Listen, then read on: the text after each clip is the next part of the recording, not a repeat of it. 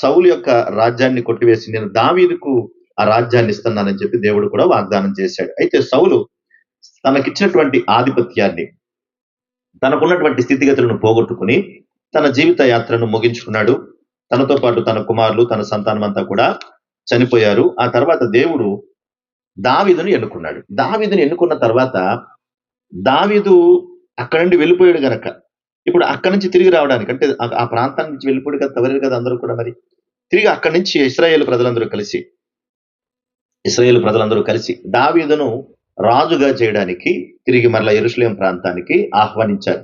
అయితే అంతకుముందు వచ్చాడు గాని సమూయేలు రెండవ గ్రంథము 3వ అధ్యాయము మొదటి వచ్చిన భాగం ఒకసారి చూడండి. సమూయేలు 2వ గ్రంథము 3వ అధ్యాయం మొదటి వచనం. సౌలు కుటుంబీకులకును దావీదు కుటుంబీకులకును బహుకాలము యుద్ధము జరగగా దావీదు అంతకంతకు ప్రబలెను, సౌలు కుటుంబము అంతకంతకి నేరసిల్లెను. అంటే వారికి ఉన్నటువంటి స్థితిగతులను బట్టి ఎల్లప్పుడూ కూడా వాళ్ళు శత్రువులుగానే అలా ఉండడం జరిగింది. దావీదు ఎదుగుతా ఉంటే ఆ సౌలు కుటుంబం అంతకంతకి దిగజారిపోతూ వచ్చింది. దేవుణ్ణి విసర్జించినటువంటి కుటుంబాలు ఇప్పుడు కూడా అట్లానే ఉంటాయి. దేవుణ్ణి హత్తుకున్న కుటుంబాలు ఇప్పుడు కూడా బాగుంటాయి. ఏ స్థితిలోనైనా కూడా దేవునికి స్తోత్రమని వారి జీవితాన్ని వారు కాపాడుకోగలరు. అయితే దావీదు సమూయేలు 2వ గ్రంథం 5వ అధ్యాయం, సమూయేలు 2వ గ్రంథము 5వ అధ్యాయం 4వ వచనం ఒకసారి చూడండి. దావీదు 30 ఏండ్ల వాడై ఏలన ఆరంభించి 40 సంవత్సరాలు పరిపాలన చేసింది. ఎన్ని సంవత్సరాలు అంటే 30 సంవత్సరాలకు పరిపాలన ప్రారంభించి 40 సంవత్సరాలు పరిపాలన చేశాడు. ఎన్నాళ్ళు చేశాడు? 40 సంవత్సరాలు పరిపాలన చేశాడు. 40 సంవత్సరాల పరిపాలన తర్వాత అతని యొక్క ప్రయాణములో, అతని యొక్క రాజరికములో ఎంతో సంతోషంతో తను వెళుతూ ఉన్నాడు. చుట్టూ ఉన్న వారిని అనేక యుద్ధాలు చేశాడు. వాటన్నిటిలోనూ కూడా దేవుడు అతన్ని కాపాడుతూ వచ్చాడు. అతనికి విజయం ఇస్తూ వచ్చాడు. ఎవరికి? దావీదుకి. ఇదంతా అయిపోయిన తర్వాత అంతా కూడా చక్కగా జరిగిపోయింది. చుట్టూ ఉన్నటువంటి శత్రువులందరూ కూడా నిర్మూలం అయిపోయారు. ఒక స్టేజ్కి వచ్చేసాడు. ఇప్పుడు ఒక స్టేజ్కి వచ్చాడు. ఎక్కడో యెషై కుమారుడుగా చివరి వాడుగా 8వ వాడిగా ఉన్నటువంటి దావీదు గొర్రెల దగ్గర మేసుకుంటూ ఉంటుంటే అక్కడి నుంచి తీసుకుని వచ్చి నా చిత్తానుసారమైనటువంటి మనసు కలుగును అని నేను కనుగొన్నానని చెప్పి ఆ తర్వాత సౌలును కొట్టిన తర్వాత తిరిగి మరలా దావీదుని తీసుకొచ్చి రాజుగా నుంచోబెట్టి ఇశ్రాయేలు ప్రజలందరికీ కూడా రాజును చేశాడు. ఇశ్రాయేలు ప్రజలందరూ కూడా ఎన్ని గోత్రాలు అని చెప్పాను? 12 గోత్రాలు ఉన్నారు. ఈ 12 గోత్రాలు కూడా కలిపి ఎక్కడి నుంచి వచ్చారంటే ఇశ్రాయేలు అంటే యాకోబు సంతానం నుండి 12 మంది గోత్రికులను దేవుడు ఏర్పాటు చేశాడు. అది ఆయన ప్రణాళిక. ఆదాము దగ్గర నుంచి వచ్చినటువంటి సంతానములో ఈ 12 గోత్రికుల దగ్గర నుంచి వచ్చినటువంటి ఈ సంతానములో దావీదు దేవుడు ఎన్నుకున్నవాడై వీళ్ళందరినీ కలిపి ఇశ్రాయేలు జాతి అనంటే ఆ ఇశ్రాయేలు ప్రజలందరికీ కూడా మొట్టమొదటి రాజు ఎవరంటే సౌలు. ఎవరు చెప్పండి? సౌలు గారు. వారికి సౌలు చనిపోయిన తర్వాత ఇశ్రాయేలు ప్రజలందరికీ, ఈ 12 గోత్రాల ప్రజలందరికీ కూడా రాజు ఎవరంటే దావీదు గారు. ఎవరైనా? దావీదు గారు. ఇప్పుడు యుద్ధం జరిగింది. యుద్ధం అంతా అయిపోయిన తర్వాత చుట్టూ అంతా ప్రశాంతత ఏర్పడిన తర్వాత సాధారణంగా చక్కగా మనకు అన్ని పనులు తీర్పుని అంతా అయిపోయింది అమ్మయ్య అనుకుని హ్యాపీగా సంతోషంగా బ్రతకాలనుకుంటాం. అంతే కదా? ఇంకేమైనా అనుకుంటామా? అన్ని కష్టాలు తీర్పుని అనుకోండి. పిల్లలకి పెళ్లిళ్ళు చేసేసారు, కావాల్సిన ఆస్తిపాస్తులు అప్పచెప్పేశారు, ఎవరి దానికి రాసి ఇచ్చేశారు. ఇంకా మీ పని ఏంటంటే ఎవరన్నా వచ్చినా కానీ ఏమంటారు? చేయాల్సినవి చేశారు కదా, బిడ్డల పెళ్లిళ్ళు చేశారు, కావాల్సిన ఆస్తిపాస్తులు ఇచ్చేశారు కదా, ఇంక మీరు ఏం చేస్తారు? ఇప్పుడైనా సంతోషంగా కాస్త తిరగండి అటు ఇటు. ఎప్పుడు ఇంటి కాలబడి ఇడుస్తారు అట్లా మీరు కాస్త అటు ఇటు తిరుగుతూ ఉంటే కాస్త హ్యాపీగా ఉంటది కదా అని అంటా ఉంటారు చుట్టుపక్కల వాళ్ళందరూ కూడా. ఆ టైంలోనే అందరూ పట్టుకుని ఏమైపోతామంటే నిజంగా 2 బ్యాగులు చదువుకుని 2 సూట్ కేసులు పెట్టుకుని తోలుతా పాలుతా మొత్తం మీద అటు ఇటు వెళ్ళిపోతా ఉంటాం. ఇది చాలు అనుకుంటాం ఈ జీవితానికి. ఈ చిన్న మాటను దృష్టిలో పెట్టుకుని దావీదు తన చిన్ననాటి నుండి, బాల్యం నుండి గొర్రెల దగ్గర నుంచి మొదలు పెడితే తన జీవితంలో కష్టాలే కష్టాలు, శ్రమలే శ్రమలు, బాధలే బాధలు. ఎందుకు అంటే సత్యం కోసం నిలబడ్డాడు, దేవుని కొరకు నిలబడ్డాడు, దేవుని పక్షాన మంచి ఆరాధికుడిగా ఉన్నాడు. అలాంటి సమయంలో ప్రయాణం చేసుకుంటూ వెళ్ళిపోతూ ఉంటే యుద్ధాలు జరిగాయి. సౌలు చనిపోయిన తర్వాత ఫిలిష్తీయులు, అమాలీకులు అతను యుద్ధానికి వస్తూనే ఉన్నారు. వాళ్ళ మీద దాడి చేస్తూ వాళ్ళందరి పక్షంలోనూ కూడా వాళ్ళందరినీ చంపుకుంటూనే వస్తూనే ఉన్నాడు. అలాంటి సమయంలో యుద్ధాలన్నీ తీరిపోయిన తర్వాత చక్కటి ప్రశాంతమైన వాతావరణం, అలా ప్రశాంతంగా ఉన్న సమయంలో దావీదు చక్కగా ఉండొచ్చు కదా. కానీ ఉండకుండా తన జీవితంలో ఏం చేయాలని దేవుడు నిర్ణయించాడో తెలియదు. కానీ తనకున్నటువంటి ఆశను మాత్రం వ్యక్తం చేస్తున్నాడు. అదే సమూయేలు 2వ గ్రంథం 7వ అధ్యాయం, సమూయేలు 2వ గ్రంథం 7వ అధ్యాయం మొదటి వచనం చూడండి. సమూయేలు 2వ గ్రంథం 7వ అధ్యాయం మొదటి వచనం. యెహోవా నలుదిక్కల అతని శత్రువుల మీద అతనికి విజయం ఇచ్చి అతనికి నెమ్మది కలుగజేసిన తరువాత రాజు తన నగరయందు కాపురముండి నాతానను ప్రవక్తను పిలువనంపి, నేను దేవదారు మ్రాణుతో కట్టిన నగరయందు వాసము చేయుచుండగా దేవుని మందసము డేరాలో నిలిచి ఉన్నది అంటున్నాడు. ప్రశాంతమైనటువంటి వాతావరణం వచ్చినప్పుడు, అన్ని కష్టాలు తీరిపోయినప్పుడు సాధారణంగా ఏముండాలంటే హ్యాపీగా బ్రతకాలి అనుకోవాలి కదా. ఉన్నంతలో సంతోషంగా బ్రతకాలి, ఇంక ఈ కష్టాలు మాకు వద్దు అనుకోవాలి. కానీ దావీదు మాత్రం ఎవరి గురించి ఆలోచిస్తున్నాడు? తన మందసములో ఉన్నటువంటి దేవుని గురించి ఆలోచిస్తున్నాడు. మందసం ఊరి మధ్యలో ఉంది, ఆ మందసంలో దేవుడు నివాసం ఉంటున్నాడు. ఎందుకంటే సాధారణంగా ఇశ్రాయేలు ప్రజలందరికీ కూడా తన ప్రయాణ పద్ధతిని ఆ రోజున ఎర్ర సముద్రం నుంచి ఐగుప్తీయుల దగ్గర నుంచి వచ్చినప్పుడు కూడా ప్రయాణ పద్ధతి వాళ్ళకి ఏంటి అంటే దేవుడు మందసాన్ని ఏర్పాటు చేశాడు కదా. ఆ మందసం వాళ్ళు లేవీలందరూ కలిసి ముందు వెళ్తూ ఉంటే, అందరూ కూడా మందసం మోసుకుని వెళ్తా ఉంటే వెనకాల ఇశ్రాయేలు ప్రజలందరూ కూడా ప్రయాణం చేస్తూ ఉండేవారు. ఆ మందసం దేవుని యొక్క మహిమ ఆ మందసం మీద వచ్చేది. అంటే మనం చూడండి, అప్పుడప్పుడు మందసం అంటే ఏంటంటే లేవీలుగా కలిసి వాళ్ళు మోసుకెళ్తా ఉంటారు. ఎదురు బుదురు వెళ్తున్నట్టు దేవుడు ఆ మందసం మీద తన మహిమ నుంచి ఆకాశంలో ఒక మేఘం మళ్ళీ దిగితే అప్పుడు వీళ్ళందరూ కలిసి ప్రయాణం చేస్తూ వెళ్ళేవారు. అది ప్రయాణ పద్ధతి. ఆ రోజున వాళ్ళకి దేవుడు కూడా ఏం తోడించాడు? వాళ్ళకి మేఘస్తంభమును, రాత్రి అగ్ని స్తంభమును కూడా చక్కగా వాళ్ళకి ఇచ్చాడు. లక్షల మంది జనాభా, మనకి ఇక గట్టిగా ఒక 50 మందికి 60 మంది ఉంటే 2 లైట్లు వేసుకుని మనం ఏదో కాలక్షేపం చేసేస్తున్నాం. లక్షల మంది ఉంటే ఎట్లా ఉంటుందండి అసలు? పైగా మామూలు వాళ్ళు అంటే అంత ఎత్తుంటారు వాళ్ళు. యూదులు, ఇశ్రాయేలు ప్రజలు అంత ఎత్తుంటారండి వాళ్ళు. ఇప్పుడు కూడా వాళ్ళు ఉంటారన్నమాట. వాళ్ళందరూ ప్రయాణం చేస్తున్నటువంటి పద్ధతి. వాళ్ళకి ముందు ఎవరు వెళ్తున్నారంటే దేవుని యొక్క మందసం వెళ్తుంది. దేవుని మందసం దగ్గరికి వెళ్ళినప్పుడు ఆ మేఘం, దేవుని యొక్క మేఘం ఆ మందసం మీద వాళ్తుంది. అలా వెళ్తుంటే ఎక్కడైనా ఒకవేళ దేవుడు తన మేఘాన్ని కనుక తీసేసుకుంటే అక్కడ ఆగిపోవాలి. ఆ మేఘం ఆకాశం పైకి వెళ్ళిపోయింది అనుకోండి, దేవుడు ఏమంటాడంటే మీరు ఇంకెక్కడికి వెళ్ళొద్దు, ఇక్కడ ఆగండి అన్న దాని అర్థం. అక్కడే ఉండమన్న దేవుడు మరలా ఎప్పుడు తన మేఘాన్ని ఇస్తాడో తెలియదు. ఆ మేఘం ఇచ్చే వరకు అక్కడ ఉండాలి. అది 6 నెలలు కట్టొచ్చు, సంవత్సరం పట్టొచ్చు. సంవత్సరం కూడా మేఘం రాకపోతే అక్కడే ఉండాలి అంతే. వెళ్ళడానికి లేదు. ఇక నాకు సెలవు చేస్తుంది, నేను వెళ్ళిపోతానంటే కుదరదు. వెళ్తే పోతావు, వెళ్తే పోతాం అంతే. ఏముండదు, ఇక చచ్చిపోతాడు. కాబట్టి అక్కడే ఉండాలి. దేవుడు మళ్ళీ ఒక 6 నెలల తర్వాత మళ్ళీ తన మేఘాన్ని పంపించాడు అనుకోండి, మేఘం మళ్ళీ అక్కడ ఆ మీద పడగానే, ఆ మందసంలోకి రాగానే అప్పుడు లేవీలకు అర్థమవుతుంది దేవుడు వచ్చాడు. మనం ఏం చేయాలి ఇప్పుడు? మన ప్రేమలో. అప్పుడు ముందు రోజు మోషేకి చెప్తా ఉంటాడు దేవుడు, మీరు రెడీ ఉన్నాను అప్పుడు అంతే. కొమ్మబోరుతారు అక్కడ ఉదరు కదా. బోరుది కూడా యెహోషువ అప్పుడు కదా. యెహోషువ, నూనె కుమ్మడైన యెహోషువ. బోరు ఓదగానే ఓహో ప్రభు వచ్చాడు మన మధ్యలోకి, ఇప్పుడు మనం ప్రయాణం ప్రారంభించాలి. మరి లక్షల మంది ఉన్నారు కదా. అంతే కదండి. తాడు బంగారం లేనోడైతే ఏం చేస్తాడు? ఒక ప్యాంట్ చక్క వేసుకుంటాడు, బ్యాగ్ తగిలించుకుంటాడు, తురుతురు వెళ్ళిపోతాడు. భార్య బిడ్డలు ఉన్నడైతే ఏం చేస్తాడు? ఫ్యామిలీ ఉన్నడైతే ఏం చేస్తాడు? ఫ్యామిలీతో ప్రయాణం చేయాలంటే కష్టం కదా. అంతమంది చదువుకోవాలంటే కష్టం కదా. లక్షల మంది ఉన్నారు కాబట్టి ఒకేసారి వెళ్ళాలి కాబట్టి ఇబ్బంది పడిపోతారు. మందసంలో దేవుడు అట్లా వారితో ప్రయాణం చేస్తూ వాళ్ళతో పాటు ఉన్నాడు. ఇప్పుడు కూడా దేవుడు వారి మధ్యలో ఉండడానికి ఆ మందసమే కారణం. మందసం లేదు, ఇప్పుడు తీసేసాడు దేవుడు. మనకి ఏ మందసం ఉందంటే యేసుక్రీస్తు వారే దానికి సూచన అయితే, ఇప్పుడు ఆ మందసాన్ని తీసేసాడు దేవుడు. తన వాక్యాన్ని మన చేతులకి ఇచ్చేసాడు. ఇప్పుడు ఆ మందసం లేదు. ఆ రోజు ఇశ్రాయేలు ప్రజలు నడిపించింది మందసం, ఈ రోజు మనల్ని నడిపించింది దేవుని వాక్యం. కనుక ఆ మందసం ఎక్కడుందంటున్నాడు దావీదు? నేనేమో దేవదారు మానుతో కట్టినటువంటి నగరంలో వాసం చేస్తా ఉంటే ఆయన మందసం ఎక్కడుంది? డేరాలో నివాసం ఉంది. అంటే తన దృష్టి ఎక్కడికి వెళ్ళింది ఇప్పుడు? చూసారా? దేవుని ప్రణాళికలో ఉన్నవారు నన్ను ఎందుకు పుట్టించారు? నన్ను ఎవరు పుట్టించారు? ఎందుకు పుట్టించారు? అసలు ఏ పని మీద ఈ భూమి మీదకి వచ్చాను నేనెందుకు ఇలా ఉన్నాను? నా కుటుంబం ఏంటి ఇట్లా ఉంది? అసలు ఈ ప్రకృతి ఏంటి ఇలా ఉంది? వీటి మధ్య ఏం జరుగుతుంది? అసలు ఏంటి? నేను ఎక్కడి నుండి వచ్చాను? పుట్టిన వారందరూ ఎలా పుడుతున్నారు? వెళ్ళిపోతున్న వారందరూ ఎలా వెళ్తున్నారు? ఇవన్నీ ఆలోచిస్తారు. ఆ ప్రణాళికను అర్థం కానిటువంటి పరిస్థితిలో ఉన్న వాళ్ళు ఈ లోకమే శాశ్వతం అనుకుని ఇక్కడే ఆలోచిస్తారు.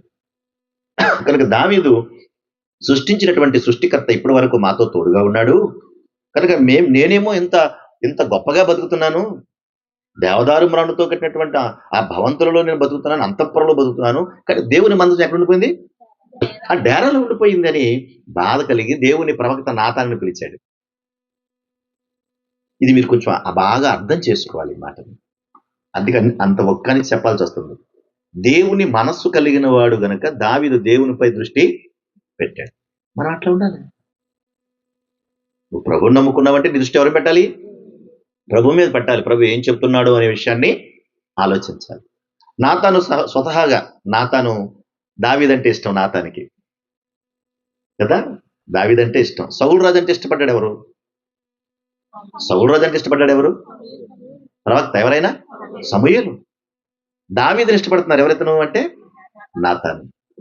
వెంటనే నాతాను పిలిస్తే నాతాను అన్నాడు, ఈ రాజ్యమంతా నీ పక్కన ఉంది కదా, రాజ్యమంతా నీదే కదా, నువ్వేం చేయాలంటే చెయ్యి, దేవుడు నీకు తోడుగా ఉంటాడు అనేసాడు. వెంటనే అనేసాడు. కానీ దేవుడు అన్నాడు, నాతానుతో మాట్లాడు. దేవుడు అన్నాడు, నువ్వు అలా ఎందుకు చెప్పావు అని, నిన్ను కన్నది మొదలుకొని, నిన్ను పంపించింది మొదలుకొని, నీ జాతి అంతటిని తీసుకొచ్చింది మొదలుకొని, ఇప్పటి వరకు నువ్వున్నది మొదలుకొని, నేను ఎప్పుడైనా నాకు ఇల్లు లేదు, నాకు ఆలయం లేదు, నాకు ఆలయం కట్టండి, నేను అందులో ఉంటానని చెప్పానా నీకు అని అడిగాడు దేవుడు. ఎవరిని? దావీదుని అడిగాడు. దావీదు అంటున్నాడు, నేను అంతఃపురంలో ఉన్నాను, దేవుడు అక్కడ ఉన్నాడు, దేవుడు అక్కడ ఉన్నాడు, బాధపడుతున్నాడు పాపం. దేవుడు అంటున్నాడు, నేనేమన్నా అడిగాను నిన్ను? ఎప్పుడన్నా కట్టమన్నానా? పోనీ నీకున్నానని చెప్పి నేను ఏమన్నా బాధపడ్డానా? లేదు కదా. నాతో అన్నాడు, వెళ్ళు ఆ మాట చెప్పరా, వెళ్ళు ఆ మాట చెప్పు. తలూపు వచ్చేసావు, వెళ్ళి తలూపు వచ్చేసావా? నన్ను అడగాలి కదా, ఎంత ప్రేమ ఉంటే మాత్రం అడగలవద్దా? నన్ను అడగాలి కదా, నీకు ప్రేమ చెప్పి నువ్వు చెప్పేస్తావా వెళ్ళి అని అంటున్నాడు. మనం కూడా అంతే కదా, నువ్వు వెళ్ళి చెప్పి నేను చెప్తాను అంకుల్ గారికి, నువ్వు వెళ్ళిపో, ప్రేమ ఎక్కువైపోయి నువ్వు వెళ్ళిపో అని చెప్పేస్తాను. కనుక ఆ రోజున తిరిగి నాతానన్నాడు, దావీదు రాజా, దేవుడు ఇలా అంటున్నాడు, నేను అడిగాను నిన్ను అంటున్నాడు అని అంటే, మరి ఎట్లా అంటే దావీదు అన్నాడు, దేవుడు అన్నాడు, నీ చేతులు రక్తంతో తడుస్తున్నాయి, నీ చేతులు యుద్ధం చేస్తున్నాయి, నువ్వు నాకు ఎలాంటి మందిరాన్ని కట్టద్దు, నీ గర్భాన పుట్టినటువంటి నీ కుమారుని ద్వారా నా మందసాన్ని, నా మందిరాన్ని, నా ఆలయాన్ని నేను కట్టించుకుంటా. అలాగే నిన్నేమి విడిచిపెట్టను, నిన్నేం విడిచిపెట్టినట్టు ఎంత మంచి మాటలు మాట్లాడాడు దావీదుతో దేవుడు మాట్లాడిన మాటలు చాలా అద్భుతంగా ఉంటాయి. చూడండి ఒకసారి 11వ వచనం దగ్గర నుండి, సమూయేలు 2వ గ్రంథం 7వ అధ్యాయం 11వ వచనం. నీ శత్రువుల మీద నీకు జయమిచ్చి నీకు నెమ్మది కలగజేసి ఉన్నాను, మరియు యెహోవానగు నేను నీకు తెలియజేయనిదేమనగా, నేను నీకు సంతానము కలుగజేయుదును. నీ దినములు సంపూర్ణములగినప్పుడు నీవు నీ పితరులతో కూడా నిద్రించిన తరువాత నీ గర్భములో నుండి వచ్చిన నీ సంతతిని హెచ్చించి రాజ్యమును అతనికి స్థిరపరచెదను. అతడు నా నామ ఘనత కొరకు ఒక మందిరము కట్టించును. అతని రాజ్య సింహాసనమును నేను నిత్యముగా స్థిరపరచెదను. నేను అతనికి తండ్రి అయినయుండును, అతడు నాకు కుమారుడయుండును. అతడు పాపము చేసిన యెడల నరుల దండముతోనూ మనుషులకు తగులు దెబ్బలతోనూ అతని శిక్షింతును గాని, నిన్ను స్థాపించుటకై నేను కొట్టివేసిన సౌలునకు నా కృప దూరమైనట్లు అతనికి నా కృప దూరము చేయను. నీ మట్టుకు నీ సంతానమును నీ రాజ్యమును నిత్యము స్థిరమగును, నీ సింహాసనము నిత్యము స్థిరపరచబడును అనెను. దేవుని రక్షణ ప్రణాళికలో ఆదాము దగ్గర నుండి వచ్చినటువంటి ఈ ప్రణాళికను దేవుడు నెరవేరుస్తూ, తన చిత్తానుసారమైనటువంటి మనసు కలిగిన వాడు దావీదును నేను ఎన్నుకున్నానని చెప్పిన దేవుడు, మందసమాన్ని డేరాలో ఉంది అంటే మందిరాన్ని కడతానన్నటువంటి దావీదును దేవుడు అంటున్నాడు, నీ గర్భాన పుట్టినటువంటి వారి ద్వారా అది నేను జరిగిస్తాను, నీకు సంతతినిస్తాను, కాబట్టి నువ్వేమి నాకేం కట్టక్కలేదు, నిన్ను హెచ్చిస్తాను. అంతేకాదు, అతడు నా నామ ఘనత కొరకు ఒక మందిరము కట్టిస్తాడు, నా సింహాసనము దాని ఎడల నేను నిత్యముగా స్థిరపరుస్తాను, నేను అతనికి తండ్రిగా ఉంటాను, అతను నాకు కొడుకుగా ఉంటాడు. ఎందుకు ఈ మాటలు చెప్తున్నాడంటే, సౌలుకు నా కృప దూరమైనట్లు ఉందా అక్కడ మాట, సౌలుకు నా కృప దూరమైనట్లు అతనికి నా కృప దూరము చేయను అన్నాడు. సౌలు విడిచిపెట్టినట్టుగా నేను విడిచిపెట్టను అంటున్నాడు. కనుకనే దావీదును ప్రేమించినటువంటి దేవుడు ఆ రోజున, నాయన నిన్ను నేను విడిచిపెట్టనని చెప్పినప్పుడు ఈ మాటలన్నిటి ప్రకారముగా నాతాను దావీదునకు వర్తమానం చెప్పాడు. వెళ్ళి మాట్లాడి ఈ విషయాలన్నీ చెప్పు అన్నాడు. వింటున్నారు? ఇప్పుడు మాట్లాడుతున్నారా?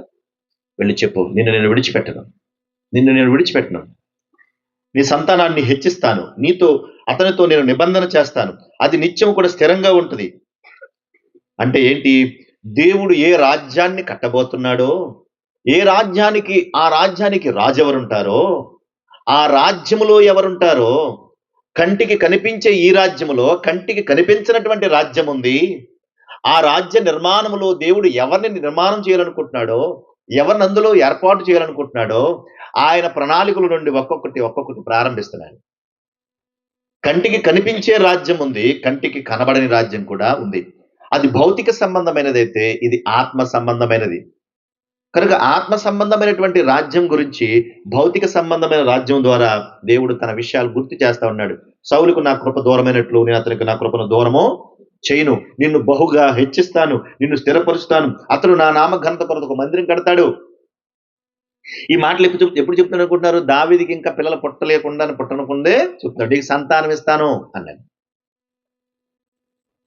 చూడండి, దేవుడు చాలాసార్లు చెప్తాను ఈ మాట, మళ్ళా చెప్తున్నాను. దేవుడు చెప్పే ఏదైనా చేస్తాడు, చెప్పకుండా ఏది చేయడు. నేను ఇలా చేస్తాను చెప్తాడా చెప్పడం మనకి? అసలు ప్రతిదీ చెప్తాడు ఆయన, చెప్పకుండా ఉంటాడా? చెప్పి చేస్తాడు, చెప్పకుండా చేస్తాడు, చెప్పే చేస్తాడు. కనుక దేవుడు ఆ రోజున సౌలు దేవుణ్ణి విసర్జించాడు అంటే ఏం చేశాడు? విడిచిపెట్టేశాడు. దావీదు దేవునిని హత్తుకున్నాడు. అయితే దేవుని అంగీకరించిన మనం, ప్రభువును అంగీకరించినటువంటి మనం కూడా విసర్జించాల్సినవి, విడిచిపెట్టాల్సినవి ఉన్నాయి. మనం కూడా దేవుణ్ణి హత్తుకుని చేయకుండా వాటిని చేయకుండా ఉండాలి. ఏటినైతే విడిచిపెట్టాలో వాటిని విడిచిపెట్టాలని దేవుడు చెప్పాడు ఆ రోజు. చూడండి, ఒకసారి కొన్ని విషయాలు మీకు జ్ఞాపకం చేస్తాను, అసలు మనం ఎట్లా చేయాలి అనేది. దావీదు ఈ స్థాయికి రావడానికి, సౌలు ఆ రోజు పడిపోవడానికి ఎన్నో విషయాలు కారణమైనప్పటికీ, దైవికమైనటువంటి ప్రియమైన బిడ్డలుగా మన ఆలోచన విధానాల్లో మనం కూడా చేయాల్సిన పనులు కొన్ని ఉన్నాయి. అవి చెప్పి నేను ముగిస్తాను. చూడండి ఒకసారి ఎఫెసీ పత్రిక 4వ అధ్యాయము, ఎఫెసీ పత్రిక 4వ అధ్యాయం 31వ వచన భాగం. సమస్తమైన ద్వేషము, కోపము, క్రోధము, అల్లరి, దూషణ, సకలమైన దుష్టత్వమును మీరు విసర్జించండి. మీరేం చేయాలి? సకలమైన దుష్టత్వాన్ని మీరు అంటే ఎవరికి చెప్తున్నాడు ఈ మాట అంటే, ఎవరైతే ప్రభు రక్తములో కడగబడి నేను ప్రభువును నమ్ముకున్నాను, ప్రభువులో ఉన్నాను, ప్రభుతో పాటు బ్రతుకుతున్నాను అని అనుకునేటువంటి పరిస్థితులు ఎవరైతే ఉన్నారో అలాంటి వారందరికీ చెప్తున్నాడు విషయం. సౌలు నన్ను విసర్జించి పాడైపోయాడు, మీరు కూడా విసర్జించాల్సినవి, విడిచిపెట్టాల్సినవి ఉన్నాయి. అవి ఏంటి అంటే, మీరు ఏం చేయాలి? సమస్తమైన ద్వేషం విడిచిపెట్టాలా? సౌలు ద్వేషాన్ని విడిచిపెట్టాడా? ఎంత భయంకరమైన ద్వేషం పెంచుకున్నాడండి. కోపము అన్నాడు, ద్వేషం వేరు కోపం వేరు కదా. భయంకరమైన కోపం పెట్టుకున్నాడు. కొడుకుతో ఏమన్నాడు? ఆ గడగొట్టు దాన్ని కొడుక, ఆడు బతుకుంటే ఈ రాజ్యం నీకు దక్కదురా అన్నాడు సౌలు తన కొడుకుతో. చూసారు ఎంత ద్వేషం, ఎంత కోపం. అది పెంచుకోవడం వల్ల అలాగైపోయాడు. ప్రభువును స్వీకరించినటువంటి నీవు నేను కూడా ఆ స్థితిలో మనము ఉండకూడదు, విసర్జించాలని చెప్తున్నాడు. ఆ తర్వాత క్రోధము, అల్లరి, దూషణ, సకలమైన దుష్టత్వం మీరేం చేయాలి? విసర్జించమన్నాడు. సకలమైన దుష్టత్వం అన్నాడు. అది ఏదైనా కావచ్చు. ఏం చేయాలంటున్నాడు? విడిచిపెట్టమంటాడు, అత్తుకోమంటున్నాడా? విడిచిపెట్టమంటున్నాడు. వీటిని విడిచిపెడితే మరి వీటిని విడిచిపెట్టి ఏం చేయాలి? వీటిని విడిచిపెట్టి ఏం చేయాలి? వాటిని విడిచిపెట్టండి, వీటిని పట్టుకోండి అంటున్నాడు. వీటిని పట్టుకోవాలి. ఒక్కని ఎడల ఒకడు దయగలిగి కరుణాహృదయులై క్రీస్తునందు దేవుడు మిమ్మును క్షమించిన ప్రకారం మీరు ఒకరినొకరు క్షమించుకోండి. అదే మొదటి మాట. మనం విడిచిపెట్టాల్సినవి ఏంటంటే, పైనున్న వాటిని ఏమో విడిచిపెట్టాలి, కిందున్న క్షమాపణ పట్టుకోవాలి. దాన్ని విడిచిపెట్టాలి, దీన్ని అనుసరించాలి. వస్తుందా ఇది? ఆడి పేరు నా ముందే అంటారు. ఎప్పుడన్నా అన్నారా? నువ్వు ఎవరి గురించి అని చెప్పు వింటాను, ఆడి పేరు ఎత్తు అనుకో. నేను ఆడి పేరు ఎందుకు నేర్చుకోవడం? నీకు ఏదో చేయకుండా పనులు చేసాడు, దూషించాల్సిన విషయాలు దూషించాడు, అనకూడదు మాటలేయో అన్నాడు, అయిపోయింది కదా అది. అప్పుడు నీకు కూడా తెలియదు కాబట్టి రకరకాలుగా ఆలోచించేది ఏదో అనేసావు. ఇప్పుడు ప్రభువుని అంగీకరించావు. ప్రభు ఎలాంటోడంటే ఆయన క్షమాగుణం కలిగిన వాడైన, ప్రైజులో క్షమాగుణం కలిగిన వాడైన, శిలువ మీద వేలాడుతుంటే బల్లితో పొడుతూ ఉంటే ఆ చేదు చిరకట్టుకొచ్చి అక్కడ అంటిస్తా ఉంటే ఏమన్నాడు? తండ్రి, వీరేమి చేయుచున్నారో వీరు ఎరుగురు గనక వీరిని ఏం చేయాలి? క్షమించమనే దేవుణ్ణి నమ్ముకున్న నువ్వు క్షమించబోతే ఎలాగా? క్షమించే గుణం కలిగిన ప్రభువు నమ్ముకుని క్షమించాలి వద్ద మరి అంటారు కదా, రకరకాలుగా మాట్లాడతారు కదా. కనుక నువ్వేం చేయాలి? వాటిని విడిచిపెట్టి క్షమాగుణాన్ని హత్తుకోవాలి, అనుసరించాలంటాడు. అందులో రెండో మాట, కొలసి పత్రిక 3వ అధ్యాయం. ఆ మాట కూడా చూద్దాం, చూడండి తొందరగా. కొలసి పత్రిక 3వ అధ్యాయం 5వ వచన భాగం నుండి. కొలసి పత్రిక 3:5. భూమి మీద ఉన్న మీ ఎవరనగా జారత్వము, అపవిత్రత, కామాతురత, దురాశ, ధనాపేక్షను మీరేం చేయాలి? చంపేయండి అంటాడు. వీటిని ఏం చేయాలంట? చంపేయండి. చంపడం అంటే దాని అర్థం ఏంటి? మనం ఎవరిని చంపుతామమ్మా? మన మాటలతో కూడా చంపేస్తాం కదా చాలా మంది. కత్తిపోటు వంటి మాటలు పలుకువారని చెప్పాను కదా, మన రాత్రి రాత్రి చెప్పాను కదా. మన మాటలతో చంపేస్తామా చాలా మందిని? అమ్మో, ఆ మాటలు గుణపాలు దిగుతాయి. అమ్మో, దేవుడు అంటాడు ఇవన్నీ మీరు చంపేయండి. అపవిత్రత, దురాశ, జారత్వం, ధనాపేక్ష, వీటిని చంపేయండి. చంపేసి 8వ వచనం, ఇప్పుడు మీరు కోపము, ఆగ్రహము, దుష్టత్వము, దూషణ, మీ నోట బూతులు, వీటినన్నింటిని ఏం చేయాలి? ఇవన్నీ ఏం చేయాలంటాడమ్మా? విసర్జించడం అంటే మళ్ళీ ఏంటి? ఇప్పుడు పౌలు మనం సౌల్లో ఈ లక్షణాలు కనపడుతున్నాయా? సౌల్లో కనపడలేదా? ఈ లక్షణాలన్నీ సౌల్లో కనపడ్డాయి కదా మనకి. ఆ రాజ్యాన్ని ప్రేమించడం వల్లే కదా. ఈ రాజ్యం ఎక్కడ పోతుందో ఏంటనే కదా దావీదుని చంపడానికి సిద్ధపడ్డాడు. నా తర్వాత ఎవరు రాజు అంటే దావీదు అనే మాట అతనికి అర్థమైపోయింది. ఎప్పుడైతే అర్థమైందో నేను వెళ్ళగానే రాజు ఎవరు? దావీదు అవుతాడు. వీడు లేకపోతే రాజ్యం ఎవరిది? మనదే కదా. అందుకని వాడినే లేపేసాం అనుకో మనం. నా తర్వాత ఇంకా రాజు ఎవడు ఉండడు, అయితే నేనుండాలి, లేదంటే నా తర్వాత నా కొడుకు ఉండాలి. ఎవరా కొడుకు? యోనాతాన్. అలాగనే కదా మరి ఎన్ని చేశాడు. ఎంత పౌరుషాన్ని పెంచుకుని చాలా భయంకరంగా మాట్లాడాడు. అందుకే మీరు వాటిని విసర్జించండి అంటాడు. రెండో మాట అదే, విసర్జించి ఏం పట్టుకోవాలంటున్నాడు అక్కడ చూడండి 9వ వచనంలో, ఒకనితో ఒకడు అబద్ధమాడొద్దు, ఏలయనగా ప్రాచీన స్వభావమును దాని క్రియలతో కూడా మీరు పరిత్వజించి జ్ఞానము కలుగు నిమిత్తము సృష్టించిన వాని పొలుగు చెప్పున నూతన పరచబడుతున్న నవీన స్వభావమును ధరించుకుని ఉన్నారు. అంటే ఏం చేయాలి? వీటినన్నింటినీ విడిచిపెట్టాలి, నవీన స్వభావం ధరించుకోవాలి. రెండో మాట. అట్లన్నిటి నవీన స్వభావం అంటే ఏంటి? నవీనం. నవీన అంటే దాని అర్థం ఏంటంటే క్రొత్తది, క్రొత్త మనస్సు, క్రొత్త హృదయం, క్రొత్త మనస్సు వచ్చిందా? దావీదు గురించి ఏం మాట్లాడే దేవుడు? నా చిత్తానుసారమైన మనస్సు గలవాణ్ణి నేను కనుగొన్నాను అన్నాడు. అయ్యో, ఎంత మంచి మాట. కనుగొన్నానంటే మరి నిన్ను కనుగొన్నారా? నిన్ను కనుగొన్నప్పుడు నువ్వు ఎట్లా కనపడతివి? ఒకప్పుడేమో ఎలా ఉన్నావు అంటే గయ్యాలి, బైబిల్ అదే కదా ఉంది. ఇప్పుడు ఎట్లా ఉన్నా మరి? ఒకప్పుడు గొలియాతు, మరి ఇప్పుడు ఎట్లా ఉన్నావు? మారేవా? ఏమన్నా మారలేదా? మారాల వద్దా మరి? తమ్ముడంటే ఇష్టం లేదనుకో నీకు, ఇప్పుడు నువ్వు ప్రభుని నమ్ముకున్నావు అనుకో, నువ్వు ఎట్లా ఉండాలి ఇప్పుడు? ఏంట్రా నీ తమ్ముడు కాలు దువ్వినా కూడా, మరి నువ్వు నా తమ్ముడురా, నువ్వు నా తమ్ముడురా, ఎందుకట్లా? ఓన్లీ ఇది నీది కావాలా? ఓన్లీ తీసుకో, ఇదంతా నీకు కావాలా? తీసుకోరా అనాలి. అనాలి వద్దా? ఎందుకంటే నవీన స్వభావం వచ్చింది నీకు. రాలేదండి? అన్నదమ్ములకు పొత్తులు ఉంటున్నాయి ఈ రోజుల్లో, ఉంటున్నాయండి. ఆస్తులతో వాటిలతో గొడవలు పడిపోతున్నారు కదా. చిన్ని వాటికి కూడా కొట్లాడుకుని చంపుకుంటున్నారు కదా. ఎంత బాధ కదా, ఎంత బాధ. కనుక నీకు నవీన స్వభావం రావాలి. నవీన స్వభావంలో నువ్వు ఉంటే నువ్వు అందరికీ ఆదర్శంగా ఉంటావు. ప్రభు అది కోరుకుంటున్నాడు. సౌలు అది పోగొట్టుకున్నాడు కాబట్టి అన్ని పోగొట్టుకున్నాడు. దావీదు ఆ విషయాల్లో దేవుణ్ణి కనపరచాడు కాబట్టి అన్నిటినీ తగ్గించుకున్నాడు. వాళ్ళందరూ వచ్చి మీద పడిపోయి అమాలేకులు వచ్చి అన్ని ఎత్తుకుని పోతే తన దగ్గరున్న వాళ్ళందరూ ఏం చేశారు చెప్పండి? నీ వల్లే ఇది జరిగింది, నీ వల్లే ఇది జరిగింది, నీ వల్లే మాకు ఇన్ని కష్టాలు వచ్చినాయని దావీదును కూడా చంపడానికి సిద్ధపడ్డారా? అప్పుడు దావీదు, ఏంట్రా, దావీదు ఒక్కడు 1000 మందితో సమానం, ఒక్కడు 1000 మందితో సమానం. మరి దావీదు కోపం వస్తే అప్పుడు ఏం చేయాలి? నాతో పాటు వచ్చి నేను పెట్టిన తిండి తిని నేను ఇచ్చినవి పుచ్చుకుని ఇప్పుడు మీకు కష్టం వచ్చిందని నా మీదే ఎదురు తిరుగుతారా మీరు? రండిరా అని చెప్పి నిజంగా కత్తి తీస్తే దావీదు ఒక్కడు నిలబడతాడు అక్కడ? ఒక్కడు 1000 మందితో సమానం దావీదు, ఒకడు ఉంటాడు అక్కడ.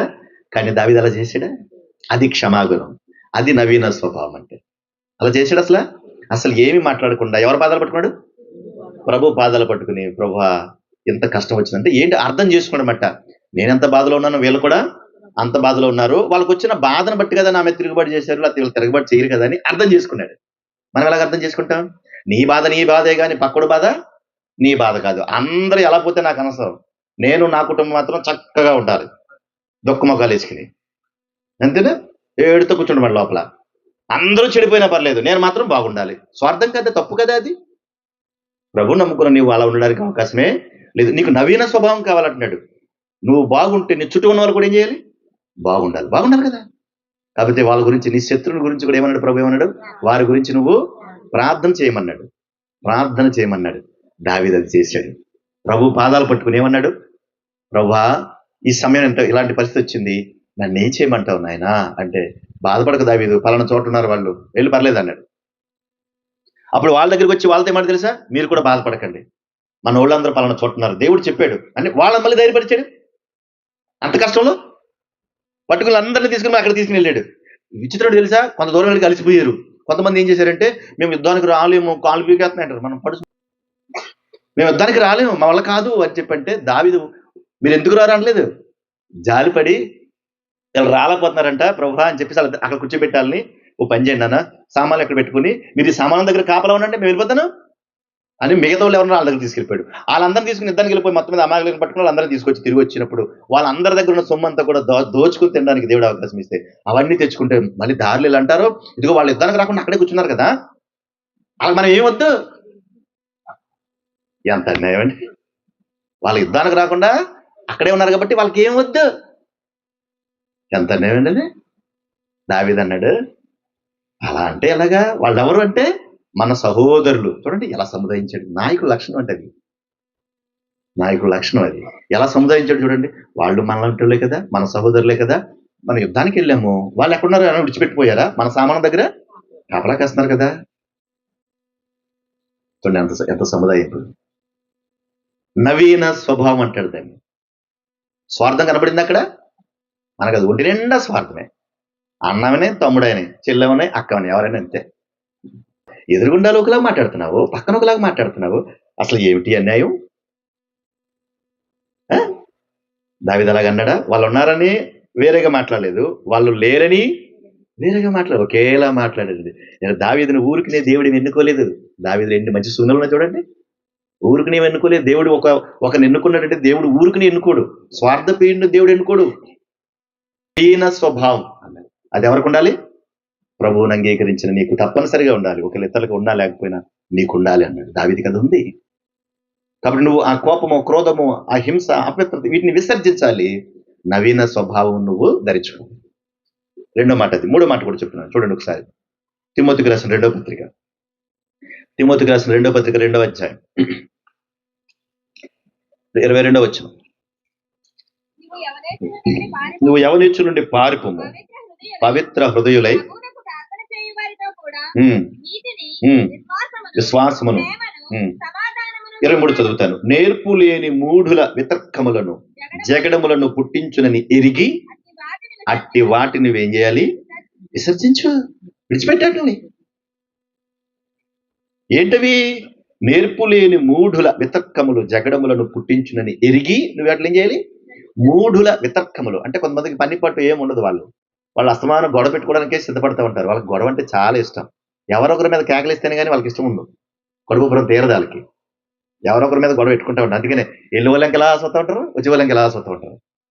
తినగుండ్రీలో చోట అలాగైపోయి అబద్ధం చెప్పానా నేను. వీళ్ళకి ఏంటంటే ఎవరు ఎలాగెళ్తున్నారో చూడాలి, ఎవరు ఎలా వెళ్తున్నారో చూడాలి. అక్కడ వీళ్ళు ఏ ఇంట్లో ఉన్నా అంతే. విసర్జించమంటాడు దేవుడు. ఎందుకంటే గొడవలు వచ్చేటువంటి పరిస్థితుల్లో ఉంటాయి. నీకు అనవసరం. నీకంటూ నీకు కుటుంబం ఉంది కదా, నీకంటూ ఒక సంసారం ఉంది, నీకంటూ ఆత్మీయమైనటువంటి బిడ్డలు ఉన్నారు.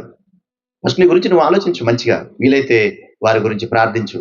కనుక మూడుల వితర్కముల గురించి జగడములు పుట్టిస్తాయి, నువ్వేం చేయాలి, వాటిని విసర్జించాలి. వాటిని విసర్జించి ఏం చేయాలి, అక్కడే ఉంటుంది చూడండి అన్నమాట. చదువుతాం ఇప్పుడు. విశ్వాసమును, ప్రేమను, సమాధానమును వెంటాడు మాట్లాడు. అంటే వాటిని విసర్జించి నువ్వు సమాధానాన్ని వెంటాడాలి. అది మూడో మాట. మూడుల వితర్కములను విసర్జించి సమాధానాన్ని వెంటాడమన్నాడు కదా దేవుడు. దేన్ని వెంటాడాలి, సమాధానం కొరకు వెంటాడాలి. ఇప్పుడు సౌలు సమాధానం కొరకు వెంటాడాడు, ఇంకేమైనా వెంటాడా? దావీదుని ఎన్ని సంవత్సరాలు వెంటాడలేదా? అయ్య బాబు, ఎక్కడ దొరికితే అక్కడ చంపేద్దామని ఎన్ని సంవత్సరాలు ఎంటాడి వెళ్ళి ఇల్లు వాగలు మరిచిపోయాడు, తన రాజ్యం మరిచిపోయాడు, తన విషయాలు మరిచిపోయాడు. మనం కూడా అంతే, ఇంట్లో ఏం జరుగుతుంది మనకు అసలు పక్కింట్లో శివుడు ఎక్కించి చేస్తూ ఉంటాం. మొత్తం అన్ని మరిచిపోయి వెళ్ళిపోయాడండి బాబు. మొత్తం అన్ని మరిచిపోయి యుద్ధానికి అక్కడికి వెళ్ళిపోతే ఆఖరికి ఎవడో ఒకడు వచ్చి అన్నాడు, ఒరే బాబు, నువ్వు దావీదు దావీదు దావీదు దావీదు దావీదు దావీదు అనుకుంటా తిరుగుతున్నావు, నీ రాజ్యాన్ని వచ్చి ఫిలిస్తీన్లు దాడి చేశారని చెప్పారు. అవునా, వీటి సంగతి తర్వాత తెలుద్దాం. మరి మీరు వచ్చేయండి రా, వెళ్ళిపోతాను, అక్కడికి వెళ్ళిపోయాడు. చూడండి అంత విడ్డూరము. కొంతమంది అంతే, ఇల్లు వాకలు అంతా వదిలేస్తారు. ఊరి మీద ఏం జరుగుతుందో అంతా కావాలి, కానీ ఇంట్లో ఏం జరుగుతుందో తెలియదు. తన సంసారం బాగోదు, తన కుటుంబం బాగోదు, తన గురించి తను ఆలోచించుకోరు. నీ గురించి నీవు ఆలోచించగలవు ఫస్ట్, ఇతరుల గురించి నీకు అనవసరం. కనుక వెంటాడంటే గొడవలు పెట్టుకోవడానికి వెంటాడుతాడు. నువ్వేం చేయాలి? సమాధానం కొరకు వెంటాడబట్టాడు. దావీదు ఏం చేశాడు?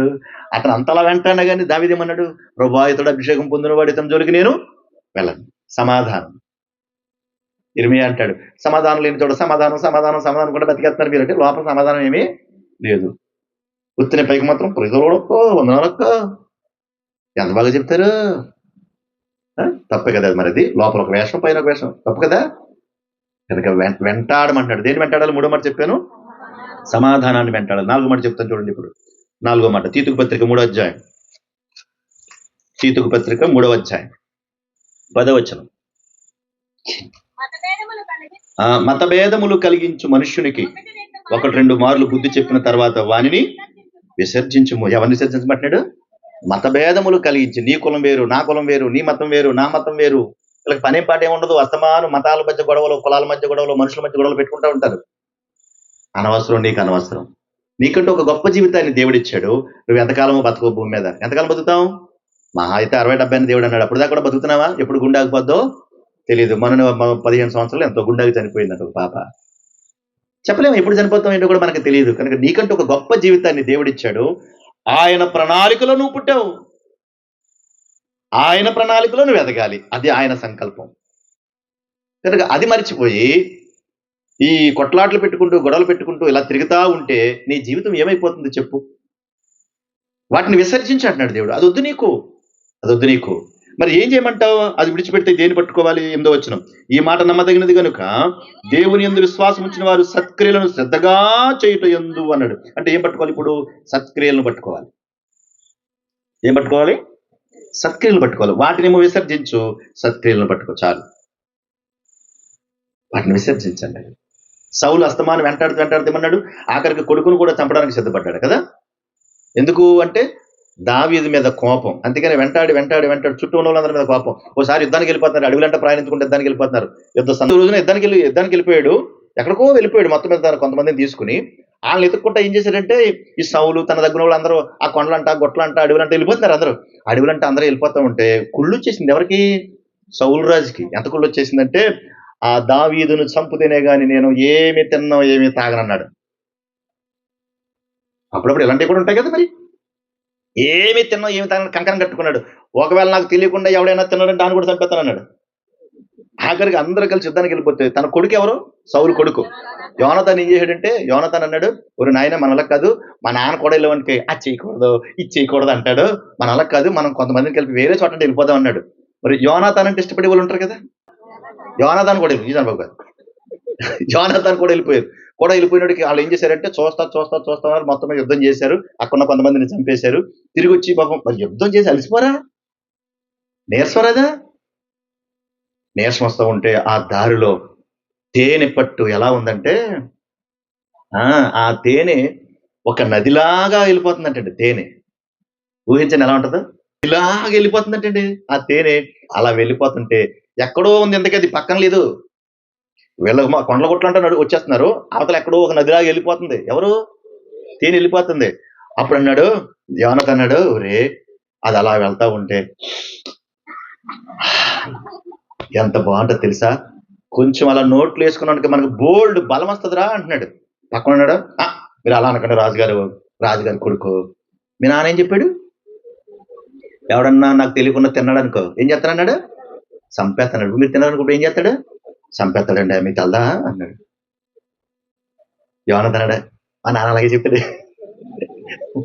చెప్తాడు, ఏదేదో మాట్లాడతాడు, నువ్వు అలాగే చూడు అని చెప్పి తన దగ్గర ఉన్న పెద్ద కర్రోడు తీసుకుని ఆ తేనె ఒకసారి గుచ్చి ఇలా తెచ్చుకుని అలా తాగాడండి అనంట. పక్కోడితో అంటున్నాడు, చూసావా నేను తేనె తాగాను, నా కళ్ళు చూడు ఎలా మెరుస్తున్నాయో అన్నాడు. ఇప్పుడు ఆడికి ఏమనిపిస్తుంది? చంపాడండి నేను కూడా తాతనా.